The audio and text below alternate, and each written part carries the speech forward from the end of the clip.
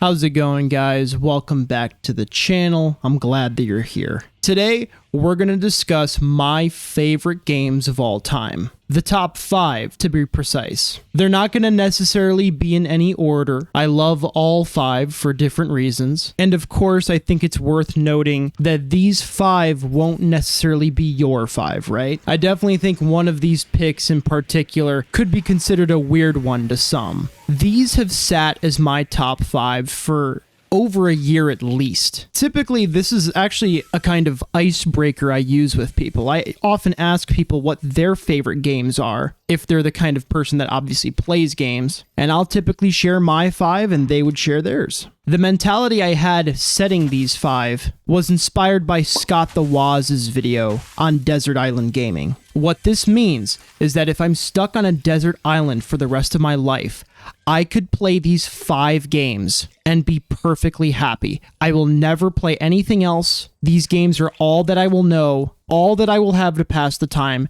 and I would genuinely be happy with it. Multiplayer games would still find lobbies though. They'll just magically have an internet connection. But yeah, so with that, let's get started. Grand Theft Auto 5 means a lot to me, dude. I was about 11 years old trying to get that game. And I remember in the summer popping into a GameStop and trying to get it for the Xbox 360. But a GameStop employee stopped my mother, and the employee told her that you can have sex with a prostitute and shoot them to get your money back. My mom said, well, screw that. There's no way you're going to get it. And I was so annoyed because I was like, okay, that's technically possible, but I don't want to do that. I'm not getting the game for vanilla unicorn. I just want to play the story mode, play online, and just drive around in this super advanced ass experience. This game helped emphasize the quirkiness and beauty of Los Angeles to me. I genuinely want to visit Los Angeles now because of this game, because I've been playing it for about a decade at this point, and I would genuinely know the place like the back of my hand since I put so much time into the game. I think the story mode is great, and I love how it includes the ability to switch between the 3 protagonists, because on paper, that's just fantastic. If you're playing as Trevor, but you're kind of over the whole hillbilly psychopath thing, then you can switch to Michael and see what's going on with his family in his more rich midlife crisis type lifestyle. The only other game that I've played since that has done the character switching is Spider-Man 2, and I thought it was great in there too. Character switching in a story game is an excellent thing that is probably hard to pull off, but is so worth it for engagement. And don't even get me started on GTA Online, dude. They've been supporting it for years, low-key too much, because they should just move on to GTA 6 at this point. But it's crazy how much money that game has made, and I think it makes complete sense. Driving around is such a pleasure. The overall gunplay is phenomenal. Robbing a store, doing heists. It's all so uniquely good in Grand Theft Auto. And when they made that transition to next gen for the Xbox One and PS4, that first person mode is amazing. It lets you experience the world of Los Santos in a completely different perspective, literally. And it just greatly added to that replayability. I think it's overall so fun with the variety of characters. And if you look at every nook and cranny, there's so much funny satire in there, dude. Los Santos, and really all Grand Theft Auto games, are established worlds within themselves, but also parody the real world in such an entertaining way. I love Grand Theft Auto 5. They've milked it like crazy, but nonetheless, I'm always going to love it. Next up is Red Dead Redemption 2. I remember it dropping in October of 2018. I was just starting high school at the time, and what an experience that was, dude. Rockstar has 2 slots so far out of my 5 favorite games, and yes, they earned it. Red Dead 2 is like modern cinema, but it's a video game, right?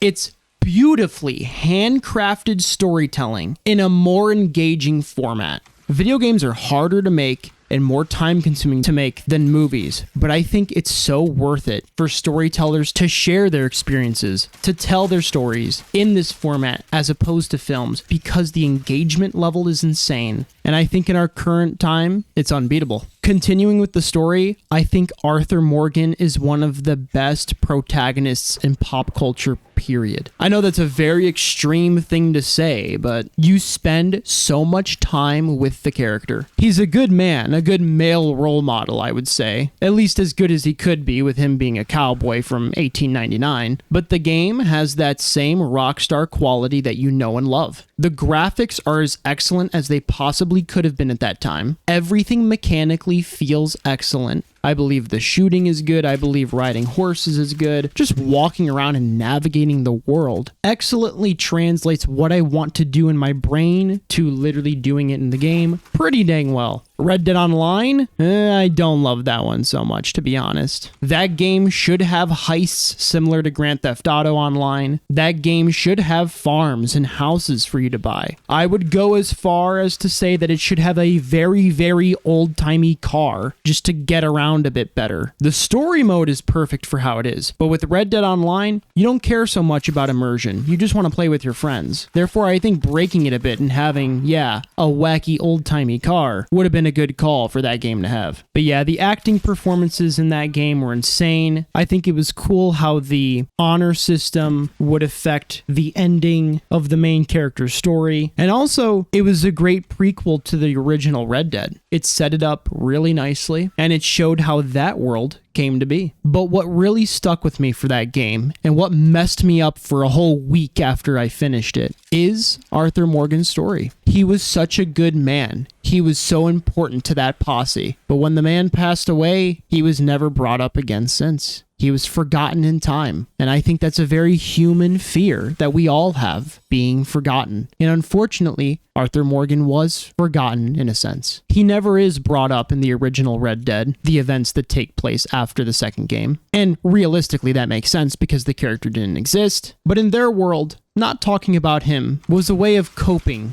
with the tragedy. And I think that's really sad. But it's also beautiful. You know, a thing isn't beautiful because it lasts. And Arthur Morgan's life didn't last very long through the eyes of the audience, but gosh, was he unforgettable. And he left a mark on the whole gaming medium forever.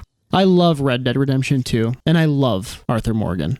Next up, we've got our first contribution from Nintendo to my list of gaming greats, Super Mario Galaxy. My childhood, from the age of, we'll say 4-ish to 10, 11, was kind of just me growing up at grandma's house in front of a Wii. A little isolating, a little sad, sure, but low-key, it was calm and chill.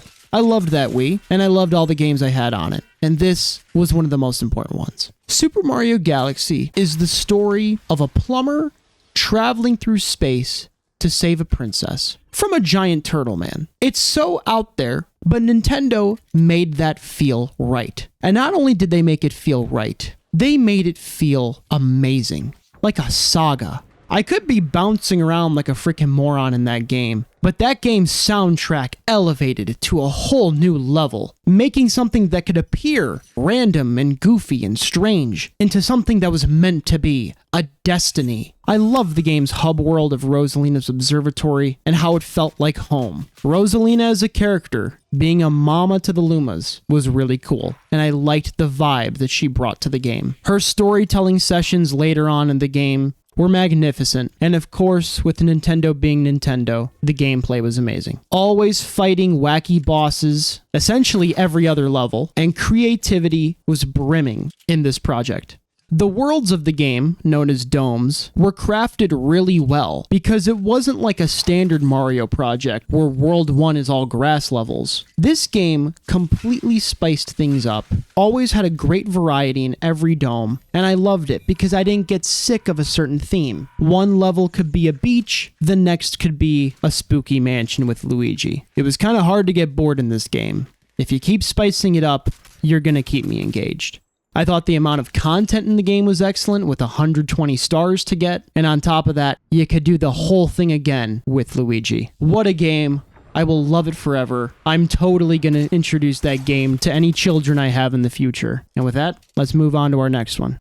Nintendo is leaving its mark again with The Legend of Zelda Breath of the Wild. This was such an excellent way to introduce the brand new console of the Nintendo Switch, because just like the point of the system, Breath of the Wild was all about freedom. You can actually do whatever the hell you want in this game. You begin in the heart of the map, and as soon as you're wrapped up with the tutorial content, you're good to go in any direction you want. Fight any monsters you want, skip any content you want, and just enjoy the world of Hyrule. Its story is very simple, could even go as far as to say it's lackluster, but you're not here for the story. You're here for the adventure.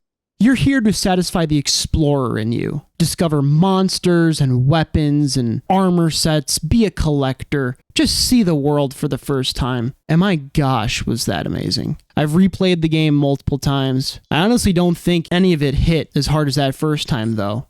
But nonetheless, what an amazing game from an already amazing franchise. I think it was a great decision to use the franchise of The Legend of Zelda and turn it into a brand new thing, promoting the franchise to a whole new generation of gamers and giving them a wonderful world to explore. I will forever love The Legend of Zelda Breath of the Wild. And actually, with its position in my list, it was almost switched out. When Tears of the Kingdom dropped, I played it and loved it. It had a bigger world. It had more content. It had more story. But when some time passed, I realized that while it is literally bigger does not always mean better. And while I think it's super debatable to be fair, I would consider Breath of the Wild better than its sequel, Tears of the Kingdom. And with that, we have the last of my favorite games. This might be coming from left field, but Activision is leaving its mark on this list with Call of Duty Black Ops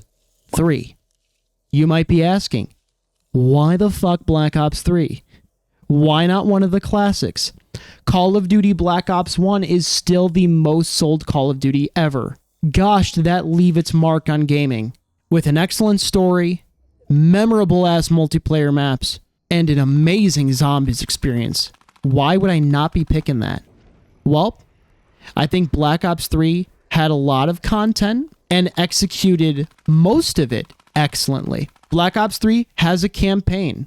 It's memorable. Certainly not one of the best Call of Duty campaigns, but I do like that it could be played with a friend. And I do like the futuristic vibe. I believe the gunplay felt great, and the movement system was great. Multiplayer had a lot of great maps that were especially designed for the futuristic movement. And they went really wacky too, with maps like Micro, where you're shrunken down and you're kind of just on a big picnic table thing. I loved that kind of creativity. Other maps contributed to this creativity as well. I believe some maps were redone with a creative spin on it. There was a lot there. Plus, if you pre-ordered Black Ops 4 digitally, some of those maps would be in Black Ops 3. The game also included the Running Trials mode, Dead Ops Arcade 2, which is a top-down zombies experience. Definitely underrated. Definitely not talked about enough because, gosh, is it great. It's like a classic arcade game that you just got for free, subtly thrown into your Call of Duty experience. Plus, you got that Nightmare mode where it's like a zombies campaign. Hell yeah. And then the zombies, which I consider this the last great zombies experience. Nothing else matters in the world when you're playing this zombies game. It really is just you and your buddies having a good-ass conversation, working towards the Easter eggs, or just mindlessly killing zombies in this immersive-ass world. And on top of that, it got the Zombies Chronicles DLC that contributed some of the greatest maps in all of Call of Duty Zombies to this beefy package that was Black Ops 3. And if you have it on PC, it got freaking mod support, which is just absurd. Essentially unlimited amount of content added to this already huge game. And with that, let me know some of your favorite games in the comments below. I know for some of my friends, they would mention the Spider-Man games. Those PlayStation Spider-Man games were done so well. I know friends who just use the game for its photo mode and to nicely enjoy all the finer details of Marvel's New York. And they often use it as a Spider-Man swinging simulator. Just play some music, swing around a bit, and just get lost in the game's greatness. I bet there's some of you out there who love those FromSoft games as well. I've tried myself and I can't get into them, but I totally understand. The quality is superb. For those who love the gameplay, it's crafted excellently. And for the most part, they kind of just shoot out banger after banger. It's too bad that Bloodborne is stuck on the PS4, because that would get a ton of love. But yeah, that's about it. Subscribe if you're new, and I'll see you in the next one.